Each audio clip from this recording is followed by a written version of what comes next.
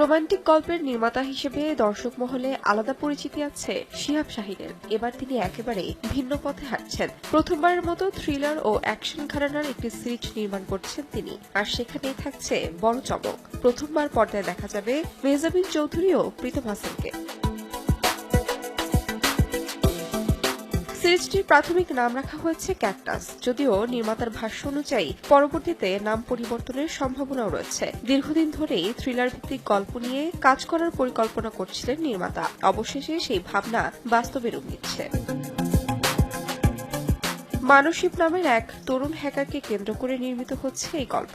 হ্যাকারের চরিত্রটি পর্দায় ফুটিয়ে তুলবেন প্রীতম হাসান। এর আগে শিহাব শাহীনের নির্মিত সিনেমা কাছের মানুষ দূরে থুইয়াতে তাকে দেখা গেলেও এবার সম্পূর্ণ ভিন্ন এক চরিত্রে হাজির হচ্ছেন তিনি।